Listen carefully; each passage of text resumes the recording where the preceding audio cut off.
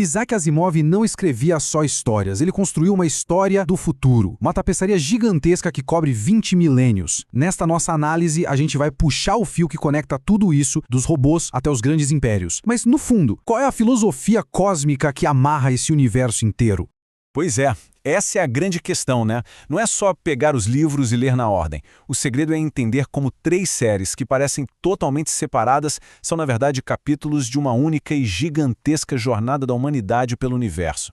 Basicamente, a história tem 3 grandes atos. Primeiro, a era dos robôs lá na Terra, quando a gente começa a lidar com a ética das nossas próprias criações. Milênios se passam e a humanidade vai para as estrelas, criando um império galáctico imenso. Mas, como todo império, uma hora ele começa a cair, e é aí que entra a Fundação, um plano quase desesperado para salvar o conhecimento e a civilização do caos.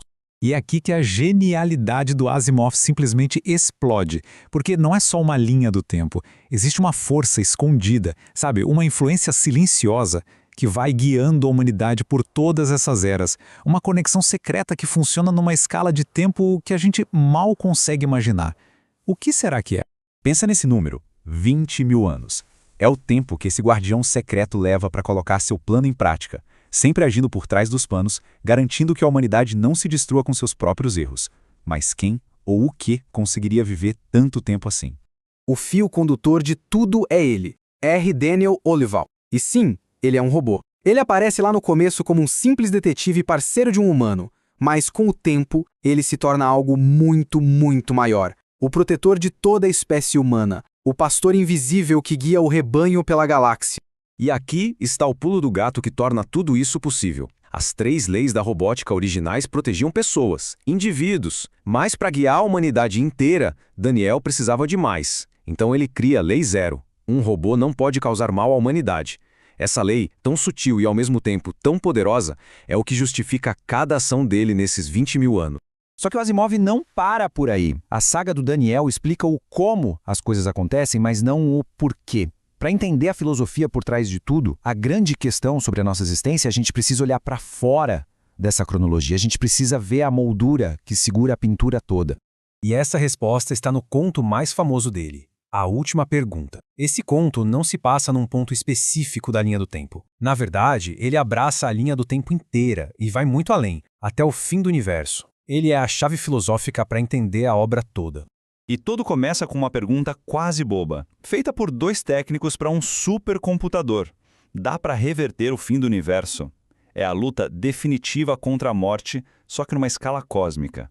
Essa tal de entropia é, de forma bem simples, a lei da bagunça. Tudo no universo tende a se desgastar, a esfriar, a se espalhar. É por isso que uma xícara de café quente sempre esfria e nunca esquenta sozinha. Para o universo inteiro, isso significa que um dia todas as estrelas vão apagar e tudo vai virar um lugar frio, escuro e sem vida. Ao longo de trilhões de anos, a humanidade evolui de um jeito inimaginável. Abandona o corpo físico, vira uma consciência cósmica. E o computador evolui junto. Mas toda vez que a pergunta é feita de novo, a resposta é a mesma. Frustrante. Dados insuficientes. O mais legal é que Asimov estava brincando com ideias que os cientistas discutem até hoje. O Big Freeze, a morte térmica, é o cenário em que a entropia vence. Mas a história dele aponta para outra coisa, algo mais parecido com um Big Bounce, um grande rebote. Um reinício. E essa é a grande sabedoria do conto. O fim não é uma derrota, é parte de um ciclo. E o recomeço não quer dizer que tudo o que aconteceu antes foi em vão. Muito pelo contrário.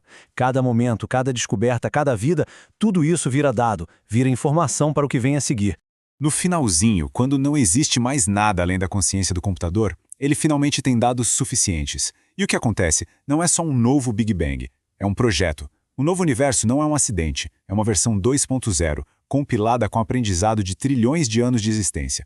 Tá, mas se cada reinício é um upgrade, como seria essa nova realidade? A comparação é de explodir a cabeça. Imagina um universo que não tem só 3 dimensões de espaço, mas 5. Viagens que hoje são lentas seriam instantâneas. A medicina, que precisa cortar para curar, poderia acessar o corpo por outra dimensão. E a escassez de energia que causa tanta briga, simplesmente deixaria de existir. Dá pra gente imaginar isso como uma escada. O nosso universo é a versão 1.0.